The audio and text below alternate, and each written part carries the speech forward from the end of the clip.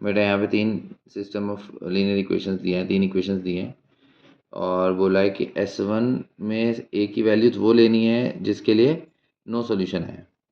तो no solution के लिए जो S1 की वैल्यू ए की वैल्यू आएंगी वो S1 के अंदर आएंगी, और S2 वो सेट है जिसके लिए अंदर ए की वैल्यू आएंगी जब इन्फाइनेटली मैनी सॉल्यूशन होगा, इन्फाइनेटली मैनी सॉल्यूशन। ठीक है, तो उसके लिए अब दोनों के लिए सेम कंडीशन है, डेल्टा इक्वल 0। तो पहले तो डेल्टा इक्वल 0 किया, तीनों कोएफिशिएंट्स से 3 क्रॉस 3 डिटरमिनेंट बनाया।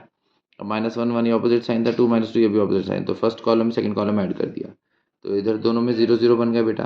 अब खाली 3 - a के लिए साइन चेंज करके लिख देंगे, तो -3 - a, तो दूसरा फैक्टर -a + 4 आता है, तो ये -3 हो जाता है, ये 4 - a, दोनों को 0 किया तो या तो एक वाली 3 आ रहा है या 4 आ रहा है।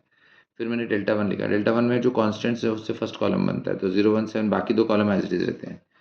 तो 0 को तो कुछ लिखेंगे नहीं, यहाँ साइन चेंज होगा, तो इधर होगा -a -35 और इधर +2 -2 + 7 है, तो उसको एक्सपैंड करने पर 31 - 13 आता है। अब अगर मैं ए को 3 रखूँ तो डेल्टा 1 की वैल्यू आती है -8, जो कि नॉट इक्वल 0 है, और अगर मैं ए को 4 रखूँ तो भी डेल्टा 1 की वैल्यू आती है -21, 31 - 50 -20, मतलब नॉन जीरो आ गया।